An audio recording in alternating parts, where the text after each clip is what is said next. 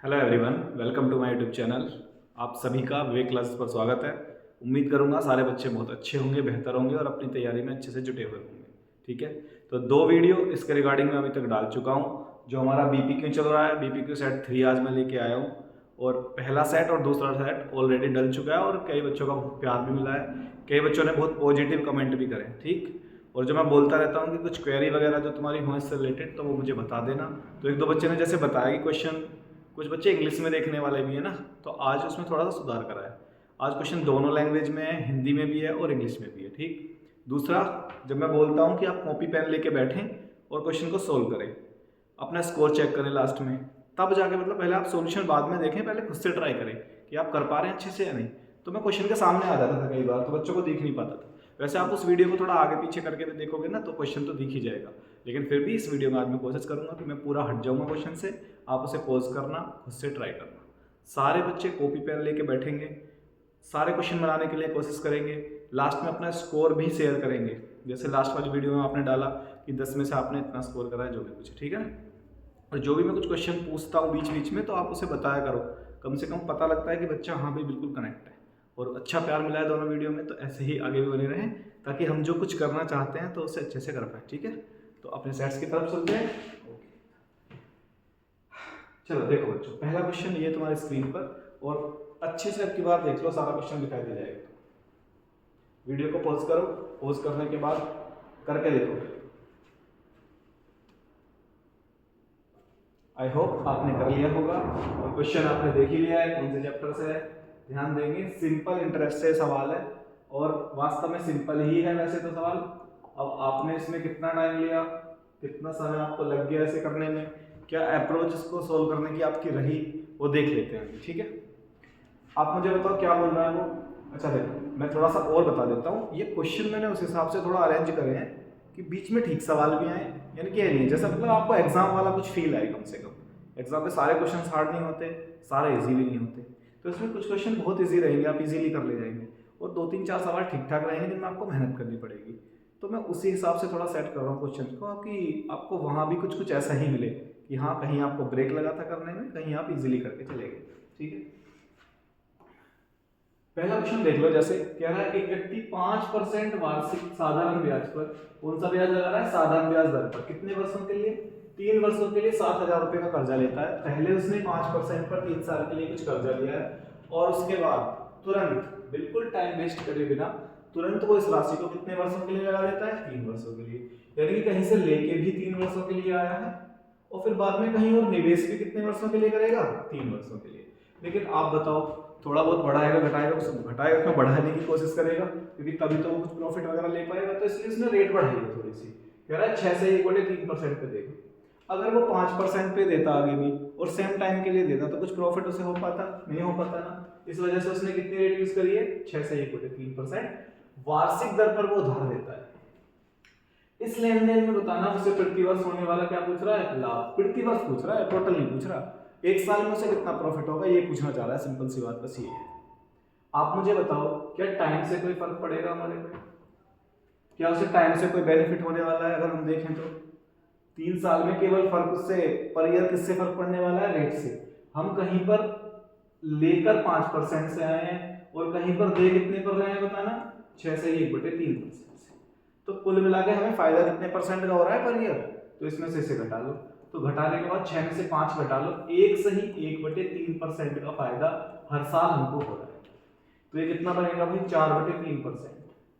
4/3% ही निकालना है। मूलधन का 4/3% हमें हर साल फायदा हो रहा है, और मूलधन है कितना, 7,000। अगर 3 साल का पूछता तो 3 की इसमें गुणा कर देते, लेकिन वो पर ईयर पूछ रहा है। क्या पूछ रहा है बताना, एक साल में कितना फायदा हुआ है, तो 7,000 पर हमें 4/3 का फायदा हुआ है। 4/3% का फायदा हुआ है। परसेंटेज हटाओगे तो नीचे क्या करोगे, 100 करोगे, 2 जीरो क्या होंगी, कट जाएंगी। ये 7 चौक 28 यानी कि 280 बनेगा। और 280 में भाग कितने का लगाना है, 3 का। 280 में अगर भाग 3 का लगाओगे तो अब देख लो कौन सा ऑप्शन आपका बन सकता है भाई। 3 नाम 27, और उसके बाद कितना बच रहा है, 1 बच रहा है, तो 3 3 9, तो 93 पॉइंट कितना आ जाएगा, 3 के इस सवाल का आंसर है। यानी कि बी ऑप्शन बिल्कुल करेक्ट आंसर है, दूसरा बिल्कुल हमारा करेक्ट आंसर है। ओके, उम्मीद है बात समझ में आ गई होगी। नहीं आई है तो वीडियो को बैक करो, दोबारा से सॉल्यूशन देखो। Question number 2 try.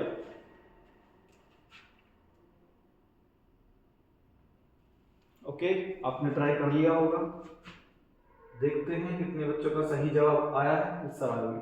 ये परसेंटेज से सवाल है और परसेंटेज में भी कौन सी टाइप है आपने पहचान ली होगी। परसेंटेज में ये टाइप है चुनाव वाली। कौन सी है भाई? चुनाव वाली। चुनाव वाली में देखो क्या सवाल है। कह रहा है एक चुनाव में उम्मीदवार का नाम दे रखा है एक्स को कुल वैलिड वोटों का कितने परसेंट मिला बताया ना? 70% मिला। कुल वैलिड वोटों का 70% मिला। और यदि कुल मतों के 20% को क्या कर दिया गया? अवैध घोषित कर दिया गया, यानी कि वो बेकार हो गए। तो कह रहा है मतों की कुल संख्या दे रखी है 64,000 रुपए। तो कह रहा है इस उम्मीदवार के पक्ष में कितने वोट डले और कौन से? वैध वाले। इस उम्मीदवार के पक्ष में वैध वाले कौन से वोट डले? देखो थोड़ा सा मैं एक बार क्लियर कर देता हूँ।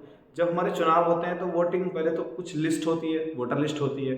तो सारे वोटर लिस्ट वाले तो वोट डालने नहीं आते, तो कुछ लोग वोट डालने के लिए आते हैं, कुछ नहीं आते हैं, तो वो वोटिंग निकल के आ जाती है। ठीक, जो वोटिंग होती है तो उसमें कुछ वोट हमारे खराब भी हो जाते हैं, ध्यान रखना। कुछ वोट क्या हो जाते हैं? खराब भी हो जाते हैं। तो खराब वाले वोटों को हटाकर जो वोट बचते हैं उन्हें हम क्या बोलते हैं? वैलिड। और चुनाव वाले सवालों में हार और जीत का फाइनल निर्धारण किस पे होने वाला है? भाई वैलिड पर ही होता है। जो इनवैलिड वोट है उनको तो हम क्या कर देते हैं? हटा देते हैं। तो फाइनल हमारा जो इन दोनों में बटने वाले हैं वो वैलिड के ही बटने वाले हैं। आप खुद बताओ हमारे पास कितने वोट दिए हुए थे? 64,000 से भी ज्यादा है।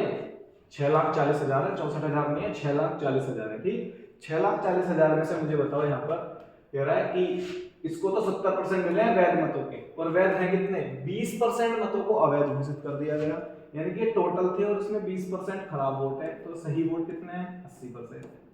अरे सही वोट कितने हैं? 80%। और इस सही वोटों में से इसे कितने मिले हैं? 70%। तो बिल्कुल सिंपल सा सवाल है, एक इक्वेशन में रख के सोल्व करना है। सारी जीरो को काट दो, 2 जीरो तो यहीं पे काट दो, 2 यहाँ पे काट दो, मल्टीप्लाई करनी है। क्या यूनिट डिजिट से बात बन जाएगी? एक बार चेक कर लो। वैसे तो आपको पता है भाई 6400 में, फिर ये 8 की गुणा करनी है, 7 की गुणा करनी है। आप पहले इकाई अंक से ट्राई करो कि भाई 4 8 चौक 32 2 आएगा, और 7 दूनी कितना? 14 4 आएगा, यानी कि कुल मिला के लास्ट में 4 आना चाहिए, और लास्ट में 4 कौन से में आ रहा है? यहाँ पे।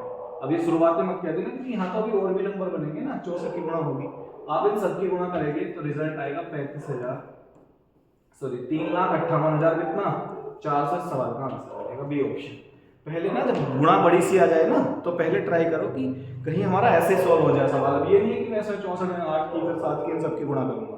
क्लियर है कहानी? तो इसका आंसर मिलेगा तुम्हें 3,58,400। चलो बढ़ो आगे, क्वेश्चन नंबर 3 ट्राई करो।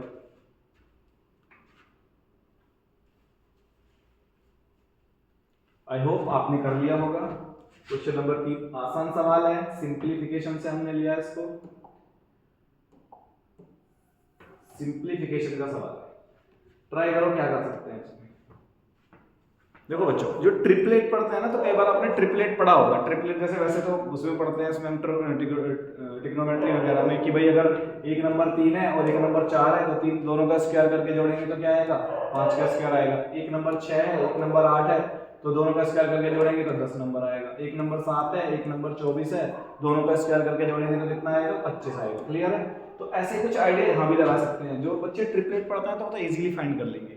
अगर आपको समझ में भी नहीं आ रहा कि भाई क्या करें इस सवाल में कि ट्रिपलेट बन रहा है नहीं बन रहा, तो देखो आप x की वैल्यू पूछ रहा है ना फाइनली, तो आप कोशिश करो कि x की वैल्यू जब पूछ रहा है तो वो ऑप्शन में होगी यहाँ पे वैल्यू x की।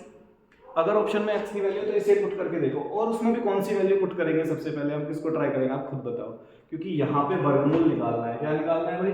वर्गमूल निकालना है। तो पहले कौन सी वैल्यू ट्राई करोगे आप?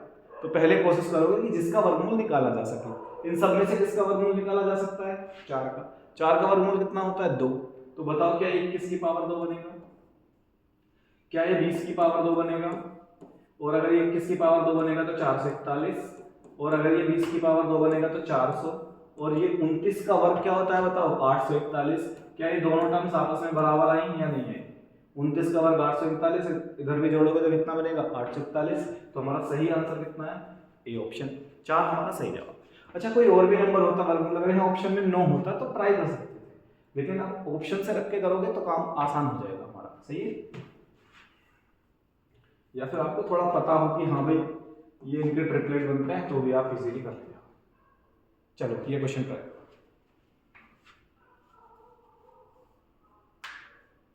ओके, आपने ट्राई कर लिया होगा, देखते हैं क्या सही जवाब होगा इस क्वेश्चन।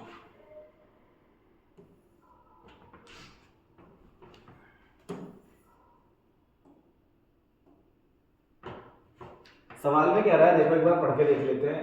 कह रहा है दो मित्र हैं आसिफ और अरुण, और उनकी आय का रेशियो दे रखा है 3:5। आसिफ और अरुण की आय का अनुपात दे रखा है 3:5।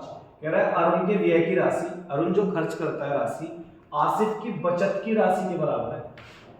यानी कि उनको केवल आय का अनुपात दे रखा है, उसके बाद कोई रेशियो वगैरह नहीं दिया, सीधा बोल रहा है कि अरुण जो खर्च करेगा और आसिफ जो बचत करेगा, वो दोनों राशियां आपस में क्या है, बराबर है। कह रहा है उनके व्यय का जो योग है वो कितना है, 9600 रुपए है। तो पूछ रहा है आपसे उनके बचत का योग क्या होगा। तो व्यय का योग दे रखा है, टोटल दोनों में कितना पूछ रहा है, और पूछेगा किसका बताना, बचत का पूछ रहा है आपसे कि बचत का योग क्या होगा। चलो देख लेते हैं एक बार। ये इसको पहले को आसिफ मान लेता हूँ, और आसिफ ही है ना, तो नाम लिख ही लेते हैं चलो। और एक व्यक्ति कौन है, अरुण। एक आसिफ है, एक अरुण है, और उनकी आय का अनुपात, कमाई का अनुपात कितना है, 3:5। उनकी कमाई का अनुपात कितना है, 3:5। और ये रेशियो में तो वैसे कांस्टेंट मान लेता हूँ, यानी कि इसकी कमाई 3x मान लेता हूँ, इसकी कमाई 5x मान लेता हूँ, क्योंकि कई बार हमें खर्चे वगैरह जोड़ने घटाने पड़ जाते हैं, तो वो रेशियो में तुम कांस्टेंट लेकर ही जोड़ोगे घटाओगे तो ही बिल्कुल सही सॉल्यूशन मिलेगा आपको। उसके बाद कह रहा है कि कुछ इनका व्यय होगा। अब व्यय का कुछ कनेक्शन दे रखा है, वो देख लेंगे। ये इनकी कमाई हो गई, ये इनकी आय हो गई, इनकम हो गई। इनकम में से कुछ ये खर्च करेंगे, वो एक्सपेंडिचर बोल रहा हूँ मैं। उसमें से फिर कुछ ये सेविंग करेंगे, तो बचत को हम सेविंग लिख रहे हैं, ऐसे लिख रहे हैं। तो आप खुद बताओ, अगर आय में से खर्च घटा देते हैं तो क्या मिलता है, सेविंग। या फिर हम ये भी कह सकते हैं कि कमाई जो होती है वो हमारा एक्सपेंडिचर प्लस क्या होती है, सेविंग। जो हमारी कमाई होती है वो हमारा खर्चा प्लस बचत, दोनों के बराबर होगी। इसमें दूसरे मान क्या दे रखे हैं बताओ, अरुण की व्यय की राशि, अरुण जो यहाँ पर खर्च करता है, और आसिफ की बचत की राशि, आसिफ जो यहाँ बचत करता है, वो दोनों मान आपस में क्या है, बराबर है। अब ध्यान देना है, दोनों ही मान आपको नहीं पता है, तो फिर आपको कोई तीसरा कांस्टेंट ही मानना पड़ेगा, ये रास्ता आपके पास बचता है। तो कुछ एक्स वाई जेड, कुछ एक्स तो आपने कांस्टेंट में मान ही लिया। अच्छा ये मान लेते हैं, अगर ये ए खर्च करता है यहाँ पे, तो ये ए बचाता होगा। अगर ये ए खर्च कर रहा है यहाँ पे, तो ये ए बचाता होगा यहाँ पे, सही है। अच्छा ये बताओ, अब यहाँ पर ये दोनों मान अगर हमारे पास ब्लैंक रह गए, क्या यहाँ पे तुम आसिफ का खर्चा बता सकते हो, क्या यहाँ पे तुम अरुण की बचत बता सकते हो, बताओ। तो आप बोलेंगे कि जो आय है हमारी 3x, अगर उसमें से वो ए क्या कर लेता है, सेव कर लेता है, तो खर्चा कितना करता होगा। अगर वो 3x में से ए सेव कर लेता है, तो 3x माइनस ए क्या कर लेता होगा, वो बताना, खर्च करता होगा, कोई बची हुई राशि खर्च करता होगा। यहाँ बताओ, अगर ये 5x में से ए बचाता है हमारे पास, सॉरी 5x में से ए खर्च करता है हमारे पास, तो बचाता कितना होगा, 5x माइनस ए। ये दो रिजल्ट हमने अपनी तरफ से फाइंड करे हैं मानने के बाद। अगर इसकी कमाई बताओ 3x है, और उसमें से ये सेव कितने कर रहा है, ए, तो 3x में से अगर मैं ए घटा दूंगा तो उसका खर्चा निकल के आ जाएगा। और अगर 5x कमाई में से मैं उसका ये खर्चा निकाल दूंगा, तो उसकी बचत कितनी आ जाएगी, 5x माइनस ए। अब आपसे देखो कौन सी वैल्यू आपको दे रखी है, कौन सी वैल्यू आपको फाइंड करनी है। उनके बचत का योग दे रखा है 9600, तो उनकी सेविंग जोड़ो, दोनों की बचत, सॉरी खर्चे का दे रखा है, खर्चे का योग दे रखा है 9600, दोनों के खर्चे जोड़ो एक बार।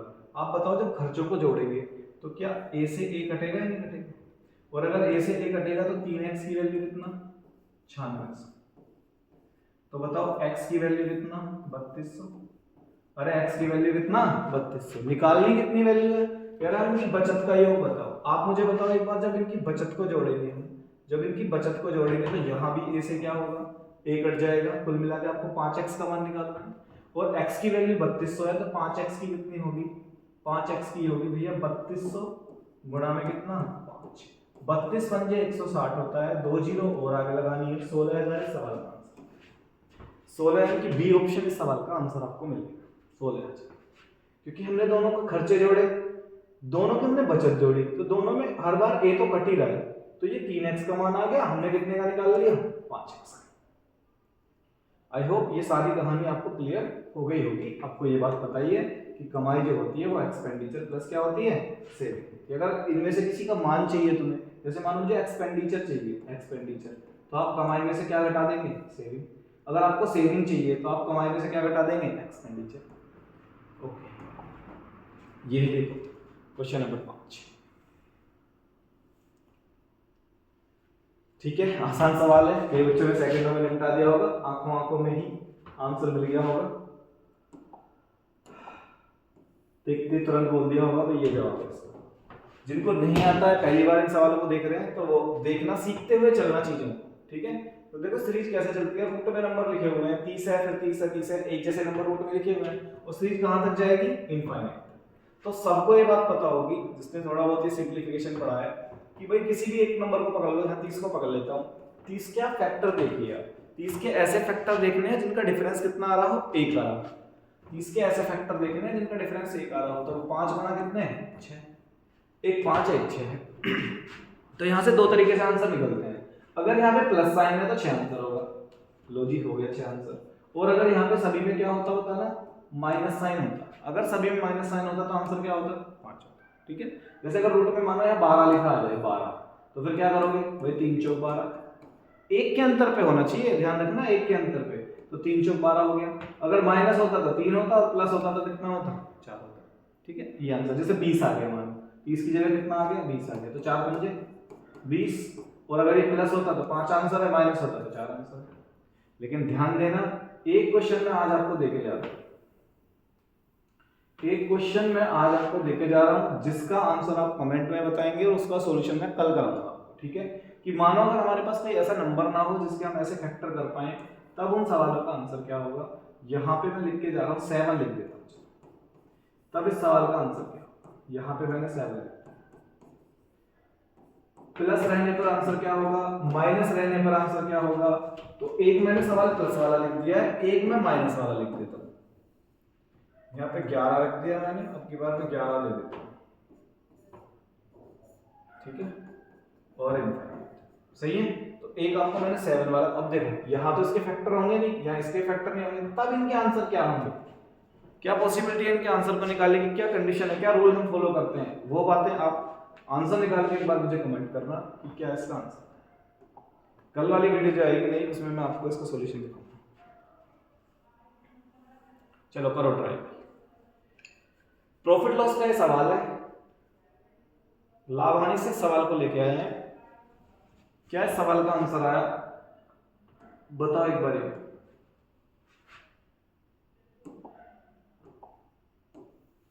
अरे कितना आ गया भाई, चलो मैच कर लो, क्या आपने जो जवाब दिया था वो सही है या नहीं। बिल्कुल देखो, मैं हट जाता हूँ ना वीडियो से, तो उतने टाइम में तुम सोल्व कर लिया करो। अब ये नहीं है कि वहां पे खड़े रहे बहुत देर तक, वो रोक के कर लिया करो, क्योंकि बहुत लंबी वीडियो खींचनी नहीं है मेरे को। कह रहा है पुस्तक का जो बिक्री मूल्य है और कर सहित, सबसे बड़ी बात तो बीच में क्या लिखा हुआ है बताना, एक पुस्तक का बिक्री कर सहित, यानी कि वहां पे सेल टैक्स लग रहा है भाई, क्या लग रहा है, सेल टैक्स लगा रहा है। और सेल टैक्स लगा के जो कीमत बनाई है उसने कितनी बनाई है, 956.34। सेल टैक्स को जोड़कर उसने कीमत कितनी बनाई है, कह रहा है बिक्री कर की जो दर है वो कितने परसेंट है बताना, 10% है, जो टैक्स रेट है वो 10% है। उसके बाद कह रहा है दुकानदार को कितने परसेंट का लाभ हुआ, 15% का लाभ होता है, तो पुस्तक का क्रय मूल्य क्या होगा। अगर फिर भी दुकानदार को 15% का लाभ हो रहा है, तो उसका सीपी कितना होगा, कॉस्ट प्राइस क्या होगा, ये आपसे पूछ रहा है। क्या आपने बेची है कभी ऐसे वस्तुएं कि लाभ भी कमाओ और फिर टैक्स भी उसमें ऐड कर दो। तो ध्यान देना है, जो कीमत है ना, कीमत, इस कीमत में हमारा प्रॉफिट भी ऐड है और इस कीमत में हमारा सेल टैक्स भी ऐड है। तो बहुत आसान कहानी है। अगर मानो वस्तु का कोई सीपी होगा, सीपी मान लेता हूँ, तो उसे 15% लाभ पर जब तुम बेचोगे तो कितने में बेचोगे, अरे 15% लाभ पर जब तुम बेचोगे तो पहले तो सेल टैक्स जोड़ लो या फिर उसका प्रॉफिट जोड़ लो, सेम बात है। तो प्रॉफिट जोड़ोगे तो 23 बटे कितना होगा, 20। अरे 23 बटे 20 कैसे लिखा मैंने, 15% होता है, परसेंटेज हटाओगे ना, मैं लिख के बता देता हूँ, परसेंटेज हटाओगे बटे में 100 करोगे, 5 दिया 15, 5 से कितनी बार, 20 बार, तो 20 का समान 3 के लाभ पे कितने में जाएगा, 23 में। तो सीपी 23 बटे 20 हो गया उसका लाभ, और टैक्स और जोड़ लो भाई 10%। अगर टैक्स और जोड़ोगे 10% तो 11 बटे कितना, 10 ऐड हो जाएगा, और हमारे पास कीमत बन जाएगी 956.34। पॉइंट हटाकर नीचे जीरो बढ़ा लेना, ताकि ये नीचे वाले जीरो में काट दो आसानी से। अब ये कट जाएंगे जीरो, देखो दोनों जीरो कट जाएंगे। क्या 11 से नंबर कट रहा है और पॉइंट में आ रहा है, पॉइंट में भी ऑप्शन है, लेकिन 11 से एक बार ट्राई कर लो। कैसे चेक करते हैं 11 से, बताना एक बार। 5 और 3 8, 9 6 15 और 4 19, 19 में से 8 घटाएंगे 11, फटाफट से मतलब 11 से कट जाएगा नंबर, क्योंकि इनका अंतर जो आ रहा है वो यही आ रहा है। तो 11 से काटने से 11 × 88, उसके बाद बचेंगे 7, तो 11 × 66, 10 बचेंगे, 11 × 99 और 11 × 44, इतनी बार कट जाएगा। और 23 से काट लो एक बार, 23 से काटो, 23 थी 69 और यहाँ पे 17 बचेंगे, और आगे कितना था 9 था, 17, 179 बचेंगे भाई। 179 तो 23 7 161 होते हैं, और 9 और 9 18, तो पहले 7 बार और फिर 184 तो 8 बार, 378 आएगा, और 2 की उधर गुणा होगी, यानी कि सीपी जो आएगा वो 378 गुणा में कितना होगा 2 होगा, तो 300 दूनी 600, 700 दूनी 70 दूनी 140, तो 778 दूनी 56, यानी कि हमको ऑप्शन मिलेगा 756। ए ऑप्शन सही जवाब है। थोड़ा ना काट के बार देख लिया करो, जैसे 11 से कट रहा है नहीं कट रहा, तो 11 का रूल पता होगा तो आसान हो जाएगी कहानी। फिर 23 का देखो, मैं टेबल पढ़ रहा हूँ ना सीधा, तो ये कैलकुलेशन के पार्ट्स होते हैं भाई। अगर आपको ये टेबल याद नहीं होंगे तो इसी सवाल में आप बहुत ज़्यादा टाइम लगा दोगे। तो कम से कम मैं आपको सजेस्ट कर रहा हूँ, स्क्वायर आपको कंठस्थ पता होने चाहिए 50 तक, क्यूब आपको बिल्कुल 25 तक क्लियर याद होनी चाहिए, और एटलीस्ट अगर आप 25 तक टेबल याद कर पाते हैं तो अच्छी बात है, और इससे भी ज़्यादा करेंगे तो और अच्छी बात है, लेकिन मैक्सिमम आप 30 तक जा सकते हैं, क्योंकि 29 का टेबल हमारा बहुत यूज होता है भाई कई क्वेश्चन में, तो 27 का टेबल भी कई बार बहुत यूज होता है, तो आप 30 तक टेबल अगर याद कर लें तो सही रहेगा। चलो ये देखो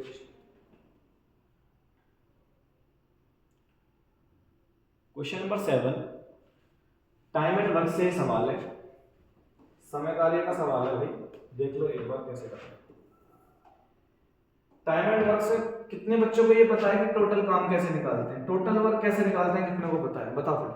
तो टोटल वर्क निकालते हैं कि जो उनकी एफिशिएंसी होती है और उस एफिशिएंसी से वो कितने टाइम तक काम करते हैं, ये निकालते हैं टोटल वर्क। और एफिशिएंसी क्या होती है ये बताना एक बार। तो एफिशिएंसी होता है किसी एक यूनिट में किया गया टाइम, एक यूनिट मतलब किसी व्यक्ति ने एक दिन में कितना काम करा, किसी व्यक्ति ने 1 घंटे में कितना काम करा, किसी व्यक्ति ने 1 मिनट में कितना काम करा है, किसी व्यक्ति ने 1 सेकंड में कितना काम करा। तो एक यूनिट में किए गए काम को हम क्या बोलते हैं, क्षमता बोलते हैं। और अगर हमें काम निकालना हो कभी कभी कि हमें ऐसे बोल देगा कि क्षमता भी दे रखी हो टाइम भी दे रखा हो, टोटल काम निकालना हो, तो बताना हम क्षमता में किसकी गुणा करते हैं, टाइम। अब क्या रिलेशन दे रखा है सवाल पढ़ते हैं पहले फटाफट। कह रहा है पी क्यू से 3 गुना तेजी से कार्य कर रहा है, कर सकता है, स्वतंत्र रूप से कार्य करते हुए क्यों किसी काम को कितने दिन में कर देगा, 24 दिन में पूरा कर देगा। कह रहा है पी और क्यू मिलकर एक साथ उसी काम को कितने दिन में पूरा कर सकते हैं। सही है, तो पहले देखो उनकी एफिशिएंसी दी है उसने। कह रहा है पी और क्यू के बीच में क्या रिलेशन है बताना, पी और क्यू के बीच में क्या रिलेशन है। अगर उनकी एफिशिएंसी देखो ना, मैं एफिशिएंसी, तो कह रहा है जो पी भाई साहब है वो क्यू से 3 गुना तेजी से कार्य करते हैं, यानी कि अगर क्यू एक काम करता होगा तो ये 3 कर देते हैं, अगर ये एक काम करेगा तो ये 3 कर देते हैं। ठीक है, अब हमसे काम किससे कराना है बताना। कह रहा है अगर दोनों मिलकर काम को करेंगे तो कितने दिन में करते हैं। भाई पहले तो ये पता होना चाहिए ना वो काम क्या है जो तुम्हें करना है, और काम को बताना स्वतंत्र रूप से कौन कर रहा है, क्यों कर रहा है, कितने दिन में, 24 दिन में। क्योंकि क्षमता कितनी है, अभी अभी जस्ट मैंने बताया टोटल वर्क कैसे निकालते हैं। तो एक की क्षमता से कितने दिन में कर देगा, 24 दिन। ये आ गया टोटल काम। किससे कराना है, दोनों से कराना है, तो 24 बटे में दोनों से कराओ, 3 और 1 4, 4 से भाग लगाएंगे तो कितने दिन में कर देंगे भाई, 6। ऑप्शन नंबर सी सवाल का सही आंसर होगा। ठीक है, ठीक है, चलिए आठ देखो। सिंपल इंटरेस्ट से 2 सवाल आ गए आज, एक ये है और एक वो था।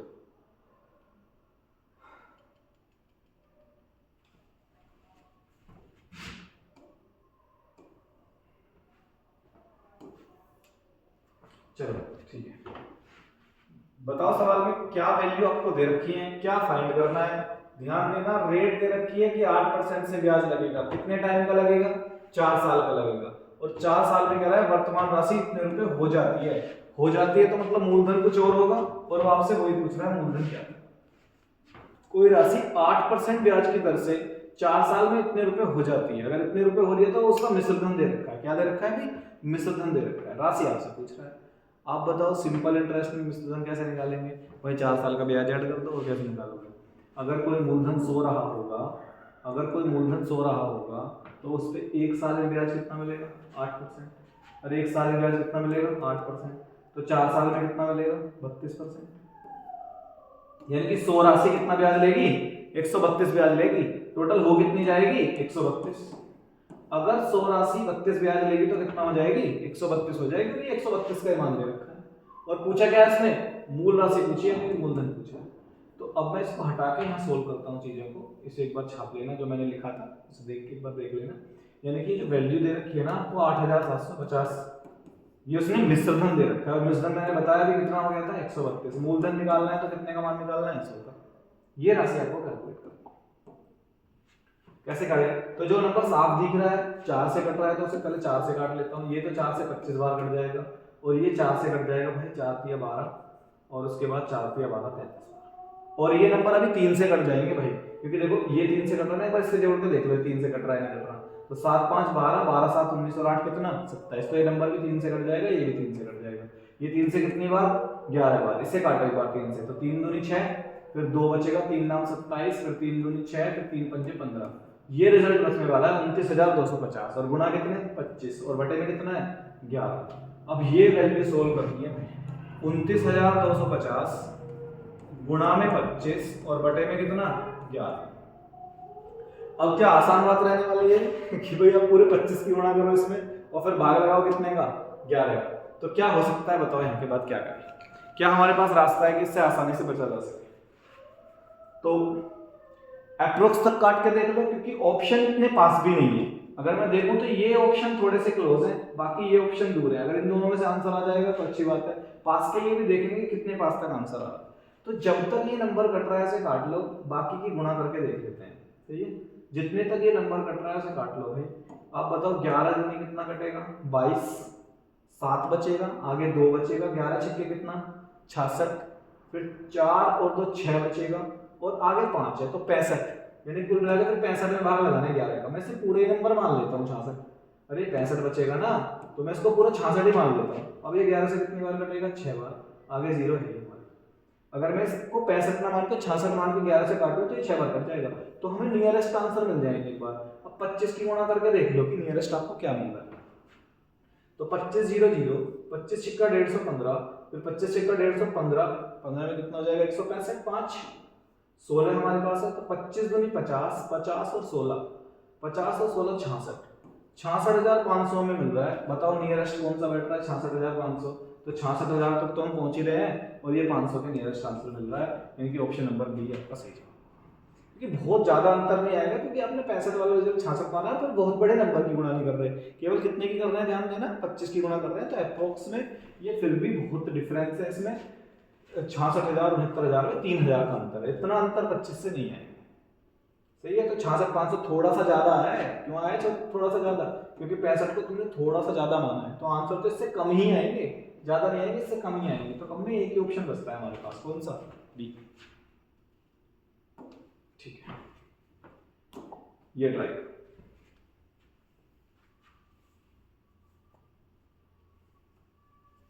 ठीक है भाई। एवरेज का सवाल है। एवरेज में भी सीधा सीधा नंबरों का यूज करके जो क्वेश्चन अपने एवरेज निकालते हैं, वहां से क्वेश्चन लिया है भाई। बताइए क्या होगा। ध्यान देना, कह रहा है 4 क्रमागत सम संख्याओं का औसत कितना है 27 है। 4 क्रमागत सम संख्याओं का औसत कितना है 27 है।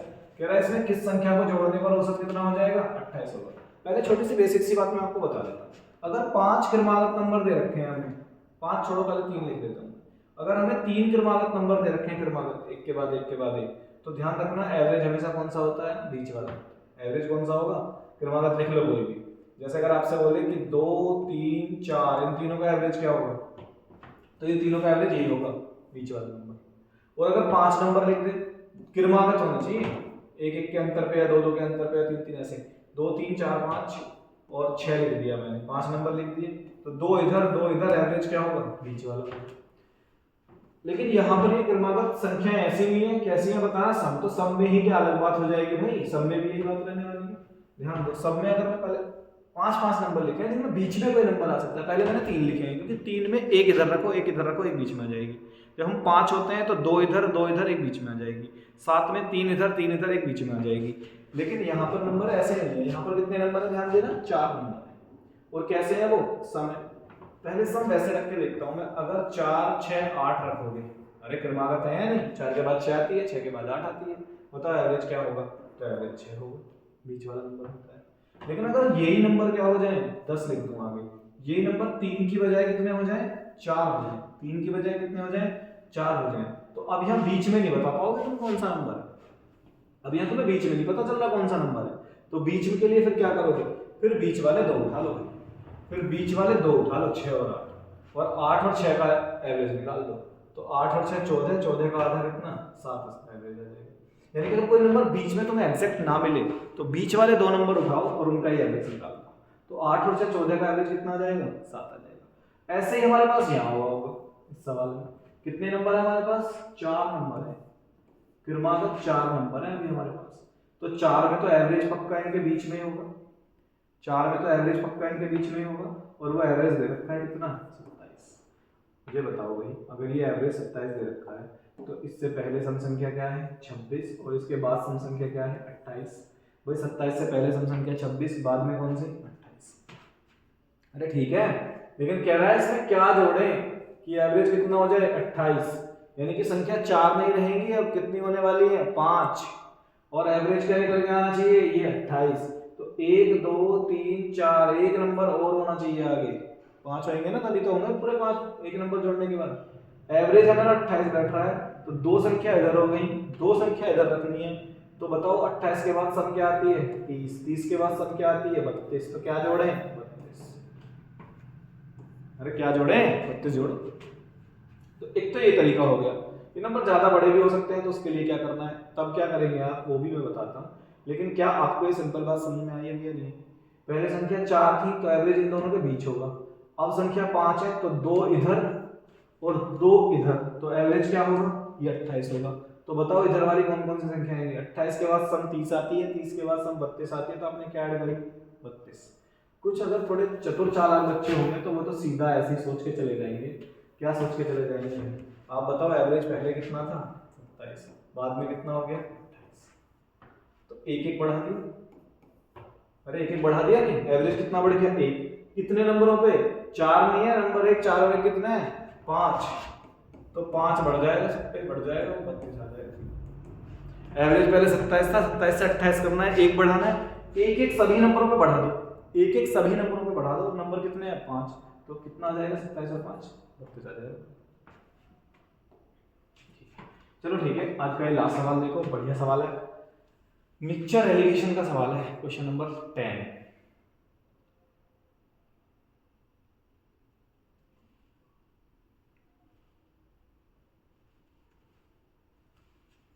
ठीक है, आई होप आपने सवाल ट्राई कर लिया होगा, आंसर आपको मिला है, नहीं मिला है, नहीं मिला है तो देखो क्या अप्रोच कर सकती हैं, मिल गया है तो तरीका देखो आपने क्या यूज करा, या क्या फिर कुछ और तरीके से भी आसानी से कहानी निकल सकती है। पहले पढ़ लो सारा सवाल, पूछ क्या रहा है, दे क्या रखा है। कह रहा है एक बोतल में तरल के 1/4 हिस्सा, कितना हिस्सा बताना, 1/4 हिस्सा पहले घंटे में रिसाव हुआ। कोई बोतल होगी उसमें 1/4 1 घंटे में उससे बाहर निकल गया, कह रहा है दूसरे घंटे में बचे हुए का 4/5 हिस्सा हो गया दूसरे घंटे में, और कह रहा है शेष के 3/7 का तीसरे घंटे में रिसाव हो गया, जो बचा उसके बाद भी उसका 3/7 का तीसरे घंटे में रिसाव हो गया। कह रहा है 3 घंटे के बाद तरल की कितनी मात्रा शेष है, उस बोतल में अभी कुछ मात्रा बच गई है, कह रहा है 3 घंटे के बाद अभी भी कितनी मात्रा बच गई है उसे बताओ। दिया हुआ क्या है, कह रहा है ये दूसरे घंटे में 14 लीटर तरल का रिसाव हो गया था, दूसरे घंटे में जो रिसाव हुआ था, केवल दूसरे घंटे में, पहले 2 घंटे में नहीं, केवल दूसरे घंटे में जो रिसाव हुआ था वो कितने लीटर हुआ था बताना, 14 लीटर। तो क्या कहानी हो सकती है भाई, तो दूसरे घंटे का रिसाव यहाँ देखो ना एक बार कितना होगा, तो टोटल तो बोतल में हमें पता नहीं है कितना है, तो मैं टोटल बोतल में वो तरल कह रहा है, तो वो लिक्विड को कुछ भी XYZ में पी मान लेता हूं, ठीक है, कि वो कुछ पी लिक्विड होगा, और पी लिक्विड में से दूसरे घंटे में कितना रिसाव हुआ है वो एक बार चेक कर लेते हैं। मुझे बताओ कि अगर यहाँ पर 1/4 पहले घंटे में निकल गया तो बाद में क्या पूछ रहा है, वो शेष का दे रहा है। अगर 1/4 पहले घंटे में निकल गया, 4 में से 1 तरल निकल गया, तो बचा कितना, 3/4। अरे बचा है नहीं, और इस 3/4 का कितना हिस्सा उस शेष का, यानी कि शेष का कितना हिस्सा बहता है, 4/5 बहता है भाई दूसरे घंटे में, तो इसका टोटल जो बचा हुआ है हमारे मान, उसका 4/5 बहता है दूसरे घंटे में, और यहाँ पर देखिए कितना रखा है, ये 14 लीटर। तो क्या यहाँ से टोटल तरल आ जाएगा हमारा निकल के, यानी कि टोटल लिक्विड आ जाएगा 14 पंजे 70 और बटे में कितना 3। टोटल लिक्विड है हमारे पास 70/3। अगर बोतल में देखें तो टोटल हमारे पास 70/3 है, लेकिन वो 70/3 नहीं पूछ रहा, वो कह रहा है 3 घंटे के बाद तरल की कितनी मात्रा शेष बची। 3 घंटे के बाद अब फटाफट से निकाल देंगे, अब दिक्कत नहीं है, क्योंकि अब हमें पता चल गया बोतल में कितना है। तो बोतल में कितना है, बोतल में है 70/3। फटाफट से जिसका रिसाव होता जा रहा है उसे हटाओ, क्योंकि हमें मात्रा कौन सी चाहिए बताना, शेष वाली। तो मुझे बताओ, अगर 1/4 रिसा दिया पहले में तुमने, तो बचा कितना 3/4। अगर यहाँ 4/5 रिस गया, 5 में से 4 रिस गया, तो बचा कितना 1/5। और अगर यहाँ लास्ट में भी तो दे रखा है ना 3/7, लास्ट में 3/7 अगर रिस गया, 7 में से 3 रिस गया, तो बचा कितना 4/7। बस ये कैलकुलेट करना है, वही हमारा आंसर है। 7 से क्या लगे 4 काट लो, 3 से 3 काट लो, 7 से काट लो इसे 10 बार, और 10 को 5 से काटोगे तो कितना आ जाएगा 2 लीटर। यानी कि बाद में बिल्कुल तीसरे घंटे के बाद जो बोतल में बचा हुआ है लिक्विड, वो कितने लीटर है बताना, 2 लीटर इसका सही जवाब। ठीक है, तो ये आज हुए हमारे 10 क्वेश्चन पूरे कंप्लीट। आप कमेंट करके जरूर बताना कि क्वेश्चंस आपको कैसे लगे, कितने क्वेश्चंस ठीक ठाक लेवल के थे, जिनमें आपको थोड़ी मशक्कत करनी पड़ी, आपका स्कोर कितना रहा वो बिल्कुल शेयर करना। इससे जुड़ी हुई कोई भी अगर आपकी क्वेरी है तो मुझे बताना, अपने हैंड पर हम कोशिश करेंगे कि हाँ भाई उसका हम कुछ सोल्यूशन कर सकें। जितना अभी तक पॉसिबल है हमारा, उतना सोल्यूशन करने के लिए ट्राई करेंगे।